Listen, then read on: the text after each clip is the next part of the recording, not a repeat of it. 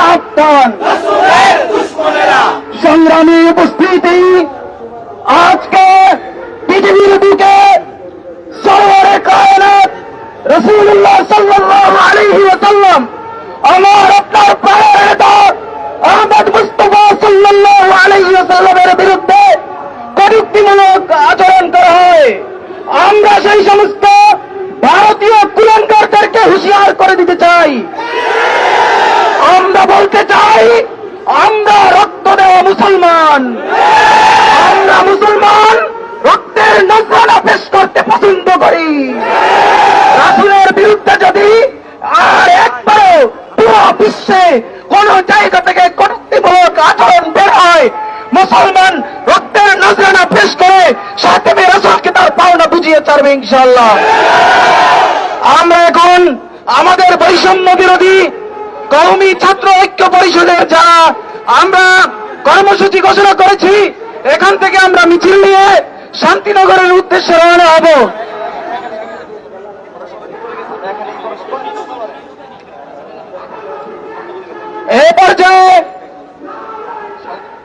এই পর্যায়ে স্বাগত বক্তব্য নিয়ে আসছেন জামিয়া মাদানিয়া বাড়িধারার কৃতি সন্তান মাহদী হাসান।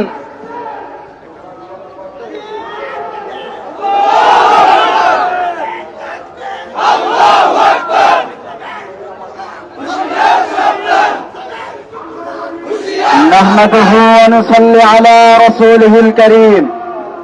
আম্মা বাদ। সংগ্রামী সাথী ও বন্ধুগণ, আমরা দৃষ্টি লক্ষ্য করেছি, আমরা লক্ষ্য করতে পেরেছি ভারতে কসাই মোদির বিজেপির সরকারের সংসদ সদস্য এবং রামগিরি মহারাজ রাসূলুল্লাহ সাল্লাল্লাহু আলাইহি ওয়াসাল্লাম, যিনি আমাদের বিশ্ব মুসলিমের প্রাণ পুরুষ বিশ্বনবী হযরত মুহাম্মদ সাল্লাল্লাহু আলাইহি ওয়াসাল্লাম কে নিয়ে তারা কটূক্তি করেছে।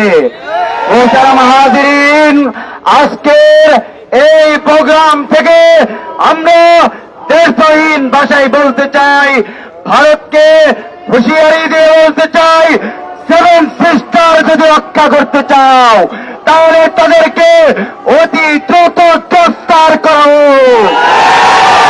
অন্যথায় যেমনই ভাবে গত কয়েকদিন যাবৎ আমরা দেখতে পাচ্ছি ভারতে মুসলমানদের রক্তক্ষরণ হচ্ছে, বিশ্বের মুসলমানদের রক্তক্ষরণ হচ্ছে, ভারতে মুসলমানরা রাস্তায় নেমে এসেছে, ঠিক তেমনি ভাবে সারা বিশ্বের মানুষ বাংলাদেশের মতো রাস্তায় নেমে এসে নবীর প্রেমে রক্ত দিতে প্রস্তুত।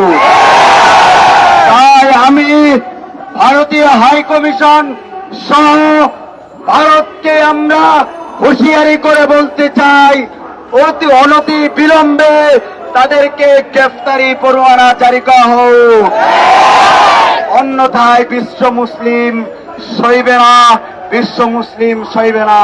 আসসালামু আলাইকুম ওয়া রাহমাতুল্লাহ। তেরা মেরা রিশতা ক্যা, লা ইলাহা ইল্লাল্লাহ। সংগ্রামী উপস্থিতি, এই পর্যায়ে সাহাবে রাসূলের বিরুদ্ধে বক্তব্য পেশ করছেন বৈষম্য বিরোধী কওমি ছাত্র ঐক্য পরিষদের চট্টগ্রাম বিভাগীয় প্রতিনিধি মৌলানা জিয়াউদ্দিন ফারুকী।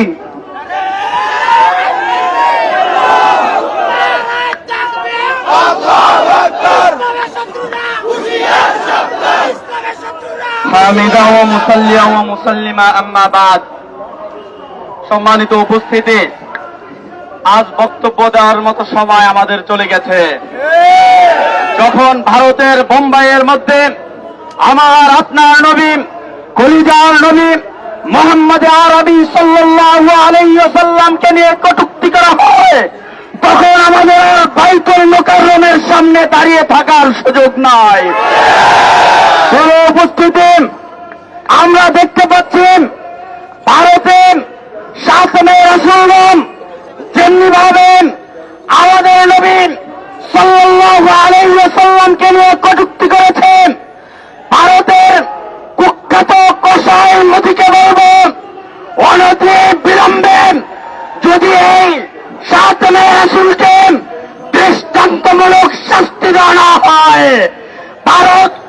ভূমিখণ্ড হয়ে যাবে।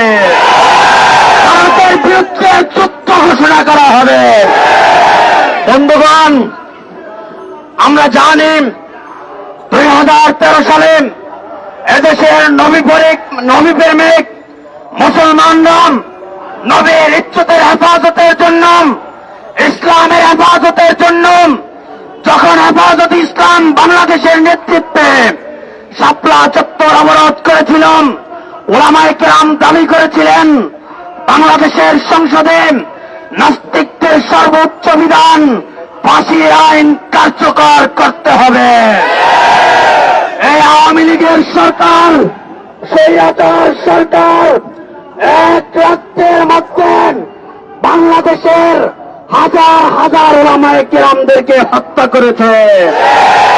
আজও আমাদের হাজার হাজার ভাই পঙ্গু অবস্থায় রয়েছে, কিন্তু আমাদের দাবি আজ পর্যন্ত বাস্তবায়ন হয় নাই।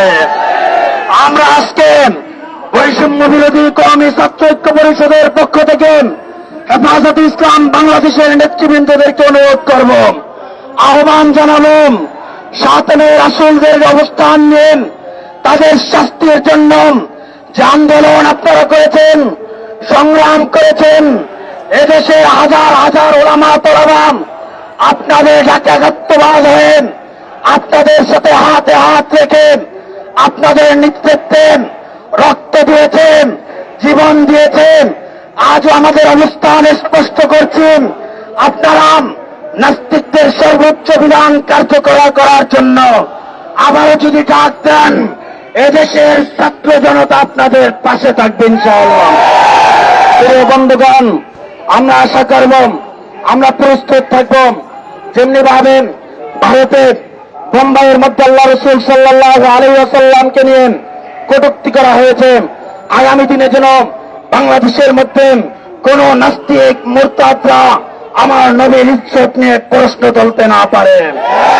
সাথে সাথে এক দাবি, নাস্তিকদের 7 মে রাসূলদের এক বিধান, তাদেরকে প্রকাশ্যে মৃত্যুদণ্ড দিতে হবে।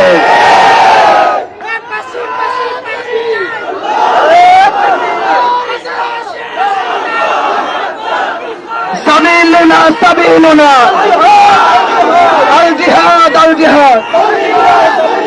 সংগ্রামী উপস্থিতি, ও পর্যায়ে বক্তব্য পেশ করবেন বৈষম্য বিরোধী কওমি ছাত্র ঐক্য পরিষদের হাটহাজারী প্রতিনিধি জিহাদুল ইসলাম।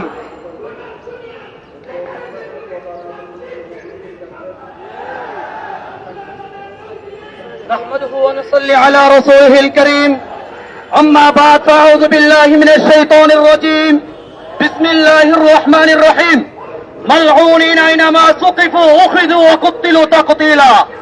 সম্মানিত শ্রোতা বন্ধুগণ, আজকে আমরা এমন একটি হৃদয় বিদারক ঘটনায় আপনাদের সামনে উপস্থিত হয়েছি, যে হৃদয় বিদারক কাহিনী সারা বিশ্বের কোন মুসলিম মেনে নিতে পারে না। আমরা জানতে পেরেছি যে ভারতবর্ষের ভিতরে মুসলিমদেরকে প্রত্যেক ঘরে ঘরে গিয়ে হত্যা করতেছে, সে ভারতবর্ষের রাস্তাঘাট সব মুসলিমদেরকে দিয়ে দখল হয়ে গিয়েছে। তাই একমাত্র কারণ আমার শেষ নবী মুহাম্মদ মুস্তাফা সাল্লাল্লাহু আলাইহি ওয়াসাল্লামের আবেগ নিয়ে কথা বলেছে, আমাদের ইমানের আবেগ নিয়ে কথা বলেছে। আমরা এই নাস্তিককে সর্বোচ্চ শাস্তি প্রদান করে আমরা আমাদের সমস্ত কর্মসূচি ক্ষান্ত হবে ইনশাআল্লাহ। সংগ্রামী সাথী বন্ধুগণ, আমরা ইতিপূর্বে দেখেছি নাস্তিকদের পাওনা নাস্তিকদেরকে বুঝিয়ে না দিলে নাস্তিকরা দেশ থেকে পালন করতে চায় না। অর্থাৎ 2013 সালের পরে নাস্তিকদের পাওনা বুঝিয়ে দেওয়া হয়েছিল, নাস্তিকরা পালাতে বাধ্য হয়েছে। আবার কোন নাস্তিক যদি মাথা চারা দিয়ে উঠতে চায়, তাদের পাওনা বুঝিয়ে দেওয়া হবে ইনশাআল্লাহ। এতে কোনো আপোষ নেই, কেউ আপোষ করবো না ইনশাআল্লাহ। সংগ্রামী সাথী বন্ধুগণ, এর প্রেক্ষিতে আমি আপনাদের সামনে বাংলাদেশ রাষ্ট্রকে একটি দাবি নিয়ে আমি শেষ করতেছি। বাংলাদেশ সংবিধানে যাতে আগামী ভবিষ্যতে কোন নাস্তিক মুরতাদ যদি কোন ইসলাম সম্পর্কে নিয়ে কোন কথা বলে, সেটা মৃত্যুদণ্ড জারি করতে হবে। বন্ধুগণ, আমি শেষ পর্যায়ে আপনাদের সামনে ছোট্ট একটি কবিতা পড়ে আমার বক্তব্য শেষ করছি।